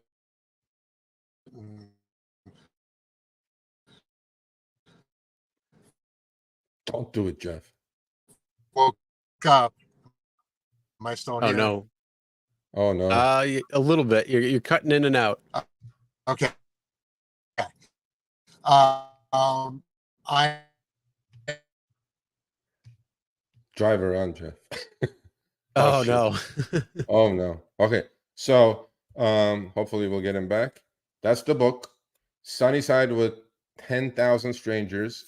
He has done 12,000 trips, mostly on Uber, because his car did not qualify. That's his little Ford Transit van.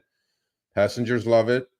There's pictures of his car obviously inside, and I'm telling you, it's worthwhile to read this, because in our world of negativity, there's positive stories in there. There is scary stories in here. There is amazing funny one-liners in here. If he does come back, we will try to show his car, obviously. By the way, inside his car is like there he is. Inside his car is like a mausoleum. He's got like bills from currency from, I think, 35 countries. So are you here, Jeff? No, he's dead. There's 10 minutes of fame and he's gone down the shithole. But I cannot recommend it highly enough. The book is really cool. It's for $19.99. It's not that big of a deal, people. It's 400 pages. It's really good. So hopefully he will come back. If he doesn't come back, and okay, let me give you guys Jeff, you there? Jeff, Jeff, I told you to be in a good spot, Jeff. I know, what the heck? Ding cell phone signal. I know. You need to have good signal, I told you, Jeff. Anyway. So we'll give him another minute. Hopefully he'll come back. Well, you know what? While he's trying to get back on, what we can do is we can move on to the next topic. What's going on, and if he can come back on, then we'll circle back. Okay, sounds good.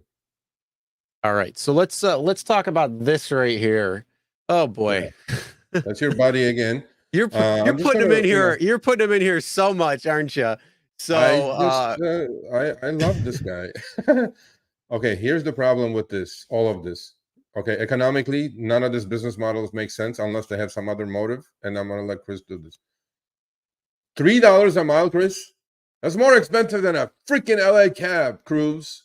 If that's how much you're gonna charge, who the F is gonna ride these things anyway? You know what I mean? There you go. Yeah. Well, I mean, think about it. $3 per mile. Great. Here's the thing. Greater than $3 per mile. Yeah. Not just, and here's the thing. There's nobody in your car. Yeah. You have no driver. So that means that person is not working. So that means, hey, well, they don't need a living wage because they don't have bills because it's a ghost who's driving. Yeah. So here's the problem. Why? I think it should be 45 cents a mile. If Uber and Lyft drivers are making 55 cents, maybe 60 cents a mile, I think not having a driver in there should be much less. Exactly. This is how whacked out this person is. And then going back a couple of weeks when he was talking about, we should ban all drivers in city centers. So we can charge you $4 a mile. So you could drive for $3 plus a mile? No, get the F out of here. Come on. So I mean, I don't know. Economically, this is so upside down. On a $70,000 little car, okay, I think this is outrageous. I mean, if you're going to charge more than a cab, bro, and give me like a roller coaster ride on top of that with no control, with the potential of killing me, I'm not going to pay $3. I'm not going to pay $2. I'm not going to pay $1. Nothing. Here's the crazy part. So it says the Cruise Robotaxi unit announced the price. They will now charge for robotaxi rides now that they have received permits to operate commercial service all day in San Francisco. There will be a $5 base fee plus 90 cents a mile and 40 cents a minute plus tax. The real cost is the 40 cents a minute. Taxis in dense city like San Francisco during daytime traffic only average about 12 miles an hour. So the hourly fee will add about $2 a mile to the price, bringing it over $3 a mile. You better do late night, which used to be the only time Cruise offered rides to the public. Cruise isn't allowed on faster roads like freeways at present. So getting What's into the it, big it's going to deal? cost you even more than Yeah. having somebody who's driving, Yeah. knows what they're doing. You could Yeah. have a fun conversation, and who knows, maybe your story could end up in a book like Jeff made. Absolutely, right here. I mean, There's the book. Okay, on there's top of that, there's a lot, but you know, this guy's just like foaming at the mouth, like, if I could only ban drivers, and then I could get all the drivers in the world, and then I but could charge what I want, $5 a mile. No, I this guy's mean, a moron. yeah, it's what it is, Chris, is that just like rideshare, this business does not make sense from the get-go. Now I understand he's going to say scale, we're going to build hundreds of thousands of these, prices are going to go down, then we're going to lower it. That's what Uber said. Uber never said we're going to raise prices. And it's gone up They're and going. up and up. And you know what has gone down? The only thing that's gone down, driver pay. Yeah, That's the there you only go. thing that's gone down. Okay, I'm When not in paying fact it $3+ shouldn't. for this. Are you paying So- $3+ for this per mile? Oh, hell no, I wouldn't. You know what I'll do?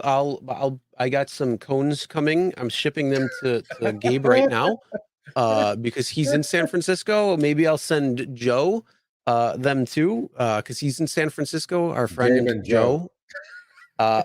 We'll send them cones and tell them, hey, go record yourself, or go record, not you, but record you putting like the cone in front of you, and then putting it on the front of the car and watching how stupid it goes. Or Yeah. I don't know what to do. Yeah. There's a cone on my head. What do I do? Okay. So Yeah. Economically, this is not making sense already, and we talked about this last week. You know, people are going to get in here and have sex and all the dirt and the puke and shit. That's okay. Yeah, no thanks. Mr. Kyle Voigt, we still would like to have you on to talk all about all these things, like the economics of this and health issues and whatever. And my partner is definitely looking forward to speaking with you. So much appreciated. Oh yeah. You know, he reminds me of like the evil person that wants to take over the world from like the futuristic movies, or like the ones in iRobot or something, where it's like he's trying to be like the evil guy at the top or something, but he's not really. He just doesn't understand like maybe a nice things that guy. are going on. Well, I don't see that yet. So that's your trigger. Every week I'm going to put one on. I'm sorry. I like driving. I find it freeing, and you know, being able to go on the road where I want, when I want, you know, all that stuff. That's Right. what I enjoy. You get the windows down, you music blasting, you get all the fun stuff. I don't care if it's in the city center. I don't care if it's, you know, going down the 90 or wherever it is that I'm driving. So yeah.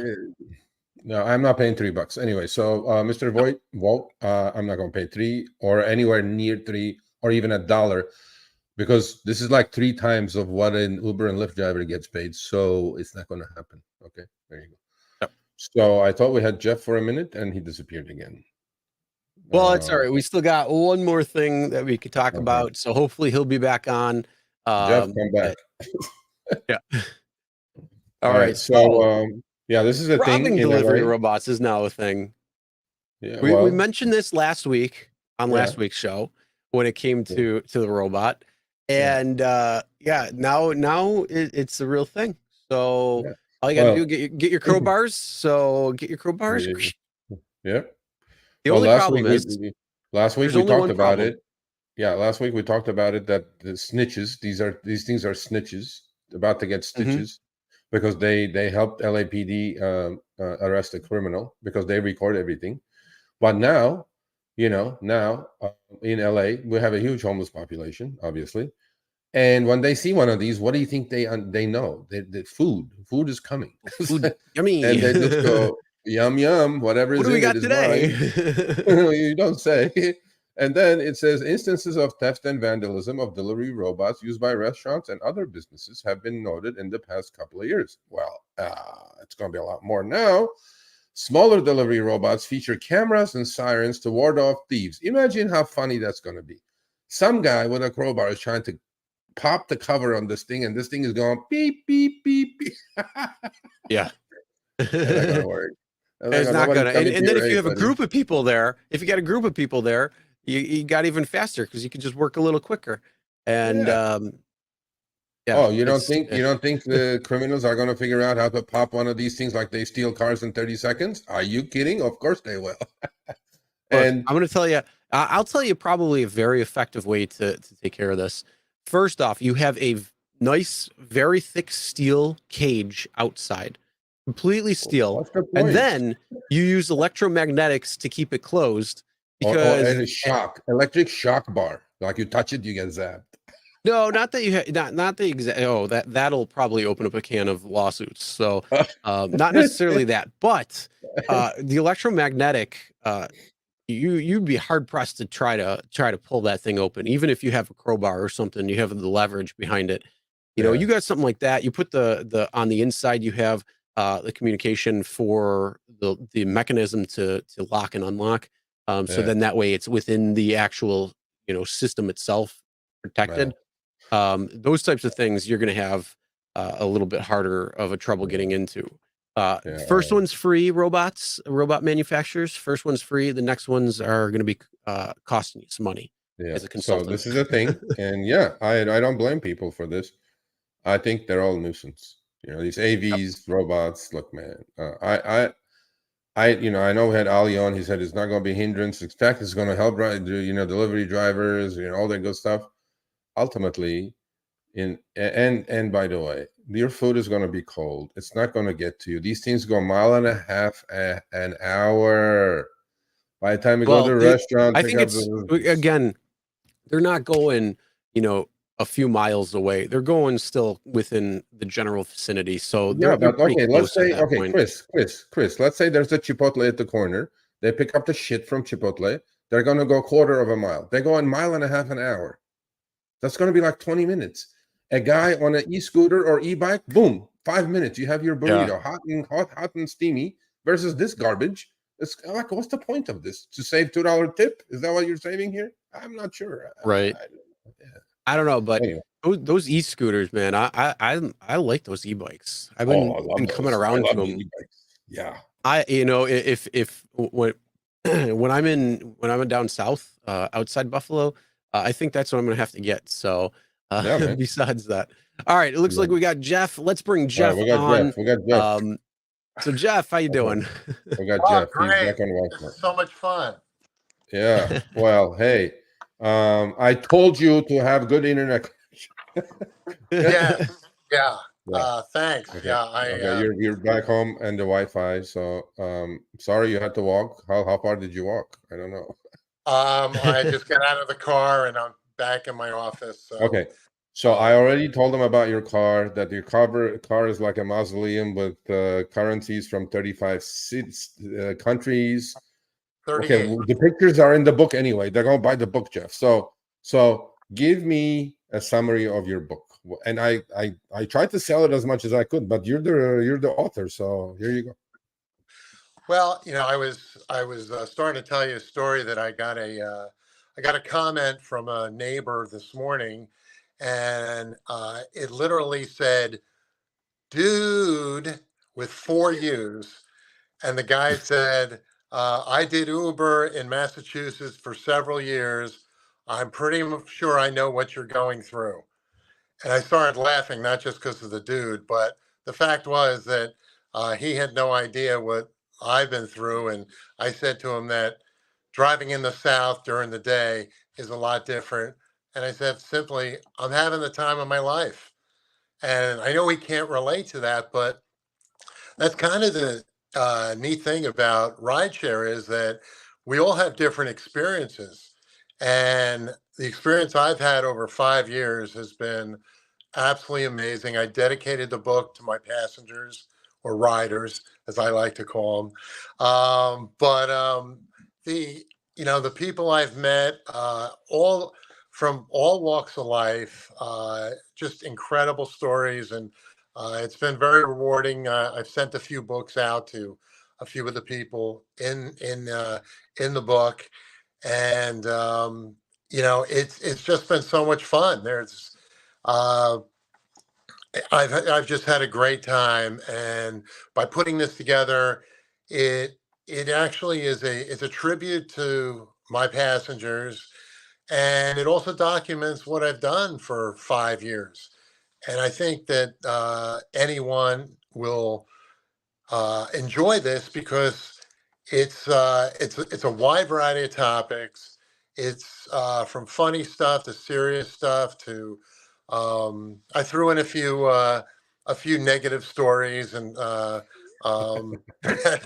that were pretty bad. But I haven't had really bad experiences with passengers, and that's the thing. Also, we always hear about all these terrible experiences, and I understand if you're driving at night, this may not be relatable to you, but Yeah. I'm driving during the day. 98% of the people who get in my car have not been drinking. And I have a couple pictures of people who were because they wanted to be in the car. And, all the money I've gotten, 38 different countries have come from passengers. I have not asked for one bill. The one I got on Sunday was really terrific. A couple from Cape Town, South Africa, gave me $100 bill. Well, $100, whatever currency it is there. And Nelson Mandela is on it. So Wow. the one that started all was the guy from the South Sudan, who's a secret agent here in South Carolina. And he gave me a bill from the South Sudan, and I put it up, and people started taking pictures, and then they started giving me bills from their country. So it's gotten out of hand. And what's amazing is that people have all different ages, young, old, all different occupations, have really enjoyed seeing my rider museum, which is the sign I have in my car. And I have so many different things in my car that it's I told one guy this week on Sunday, I said to him, it's kind of gotten a little out of hand. I'm in the middle of trying to remodel the inside of my car. And this guy who was a big guy, he said to me, I think it's lovely. Now, that threw me off because it's not what I expected him to say. People said they've commented on it in a lot of different ways, but have this big guy say he thinks it's lovely. And what was really lovely was it was a 3-stop trip, and he tipped me $3. And I got to figure if the money wasn't there in the car, I don't think I would get that tip. But So let's interject here that I've done a blog story on our website that you guys can go read, because Jeff has a tendency of accepting 100% of his trips, and it doesn't matter how far, how close. So he got a lot of pounding on that one. But we did a super popular Behind the Wheel series with Jeff. I think it was the original one, the first one, right, Chris? Yeah, it was the original one. I think so. And like 50,000 videos later, time flies when you're having fun. He got pounded on that video as well. You guys are going to go check it. It's on our YouTube channel. And that started the Behind the Wheel thing. However, one thing is true about Jeff. Jeff may be the highest percentage tipped driver in the country. He receives, what is your percentage? 40%? Last year was 46%, and right now I'm at 45. You're down to 45. Wow. You're slacking, Jeff. A little down. You're slacking. So 45 meaning that's still almost 1 out of every 2 passengers. That's correct. Yeah. Well, the thing is, I do have an advantage having tourists, but you know what? My goal is I really have 3 goals when I drive. First of all, I want as many passengers as possible to feel like they're riding with a friend, that they're not in an Uber. And matter of fact, the quote on the back of the book, one of my 4 quotes, is the guy who said, I forgot I was in an Uber. It was like riding with a friend. And that's one of the highest compliments I could get. The second thing is I want to give people something extra, something they haven't seen. And I've got so many different things now.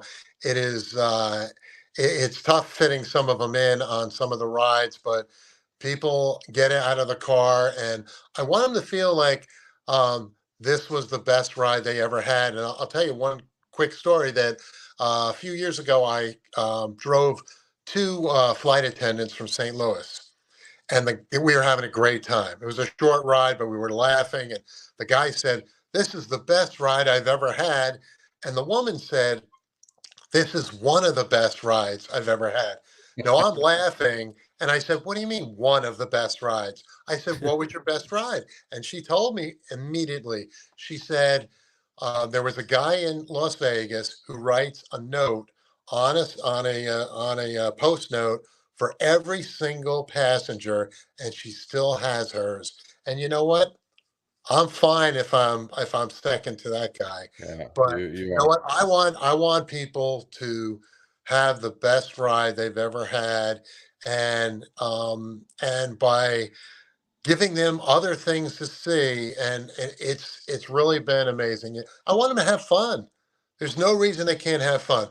Rideshare can be fun, Yeah. and it is. And I laugh so much. I'm, matter of fact, working on my list of top comments of the year that I've. This is my 5th year putting it together, and it's really tough to narrow it down to 20 some comments.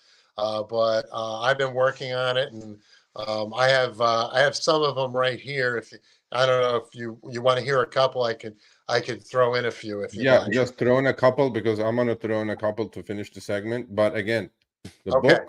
book is on Amazon. I have a copy. I know Uber, Dara, you're gonna get one, like it or not. It's coming one way or the other. I don't know where you live, Dara. Okay, but I will get this to you one way or another. So even if you don't read it, Dara, have one of your assistants scroll through whatever. This could make like an amazing behind the wheel content for your fake behind the wheel YouTube channel. Okay, so Often there's a lot of good stuff imitated, in never duplicated. Exactly. There's a lot of good stuff in here, Dara, but you're gonna read it, and yeah, you read a couple, and then I'm gonna finish by reading what's on the back because one of them is truly you. So there you go. Okay, I'll give you a few. This came from a physicist. He said, "My wife had to kiss a lot of toads before she found her prince. I married the first person I kissed.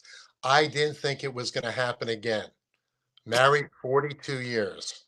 Wow. Last year, I had a young woman who was going to a reptile convention because she helps rescue exotic animals. This year, she told me, quote, "I rescued 3 tarantulas, and the first day, the biggest one got loose, and my sister found it crawling up my back. I was screaming and gave them all to someone else that night." So much for that. And another woman told me, "A week before our honeymoon, I told my husband he was hairy, and I waxed off a lot of his hair on his chest. His nipples were bleeding, and he was crying." She's never seen Stephen Carell in Yep. the 40-year-old Oh my version. God. Or Never your seen version, it. yeah. And I'll give you So- one more, which is Yeah. which is really a classic. A woman said to me, "The best comment I ever heard in an Uber was when my male driver in Chicago asked me, 'Where is the closest Starbucks? I need to make a bowel movement.'" So okay, so the book. Okay, I said it actually. Yeah, last week. But how many pages? 378 pages. Again, Wow. it's a super easy read. It's not like a novel. You don't have to read. You can jump around, read the funnies, then go back to his best stories, top 50 stories. He's got it all chronologically put in here that you will never be bored. You can read this. As Jeff said during one of our conversations, says there's no timeliness factor for this book. It's not like that. It has something to do with the relevant topics of the day. This is his adventure over 5 years, 10,000 trips, and he's up to 12, I think now. And I'm gonna read this line, and because this is you, buddy, this is you, and I'm so proud of you, and I'm so glad I met you. I just picked you out of the lot last July. Look where we are, book and covers and interviews, and look where we are, bro. Anyway, so here you go. It says that this is the third comment in the back of the book. Okay, this man is a credit to the human race. I wish I could get more rides like this every time I get a lift. Obviously, it was in a lift. But besides the ride, this man right here is a credit to the human race. His attitude, and that's why he is the sunshine man of Show Me the Money Club. And we love you. Much success with this. Amazon, Barnes and Noble, $19.99. Jeff is not making a penny on this, but it is such a good read that I think you should go just grab it and read it. And I guess it. Well, thanks guys for having me on. It's been a while. Thank you. And you mentioned it every show. I know. And say hi to your lovely wife of 40 years. 40. Right. Okay. And the book's name again, Driving on the Sunny Side, because he's the sunshine man. Sunny Side with 10,000 Strangers by Jeff Honig. He is the sunshine man. He's my guy. I mean, shit, this is the man right here. If you're going to learn anything in life, talk to Jeff for half an hour. Your day will change. Your life will change. Everything will change. And part of my softening is due to him, right? I'm not that soft, but clearly people are telling me, you're softer now. I'm like, yeah, I talked to Jeff. That's fine. So, well, my business name is the Sunshine Man. Yeah. All right. So much love, much success. We're going to keep you posted. I will keep you posted when Dara gets this thing. I'm telling you, it's going there. All right. Thanks, Jeff, for coming on, and good luck to you and your book as well. And we'll see you soon. Yeah. Okay. I'll be here. All right. Yep. All right. Bye. All right, Sergio. So we're going to wrap up now, guys. Question for you. You got anything going on this coming week? No, we have, okay, we're going to plug what we're coming up. We have more CEOs coming up. Next week, we have Rebecca Locke from Kid Kaboo. On the 31st, we have an amazing guest, Alex Kantrowitz, who just for fun, interviews CEOs, the CNBC alumni. Amazing gentleman. We have Giggle CEO coming up on the 7th. Bro, we're just on a roll. We're just finishing strong. And let's see if we can get DK before the end of the year. That's it. Well, that'd be nice. So Uber, let's get DK on, and we'll have a good conversation. For me, don't forget, we have Money Hungry coming up tomorrow with Kim and Zach, 8 p.m. Eastern, 5 p.m. Pacific. If you're or not just rideshare, but if you're doing food delivery, if you're doing last mile delivery with a lot of these apps, you want to check out their little show. And then also go over my channel, check out Buffalo by the Slice. I go around Buffalo, try all the different pizzerias on my quest to find who's got the best slice in town. And then we go around Buffalo and see some pretty cool places that's right near to whatever pizzeria we're visiting at that time. Oh, and just to let you know, there is going to be a very special episode that's going to be coming out very soon. And it's not based in Buffalo. So stay tuned for that. Head over to my other channel. It's Chris PZA, Chris Pizza. Come on. Perfect. So Chris PZA, you could look up at Chris PZA 716 to make sure you get to that channel. So what were you about to say? It's a fun channel to watch. It really is. He does great editing anyway for us and himself. Please thumbs up. I know we didn't give any money this week because we didn't have time. We didn't give the shirt. Don't panic.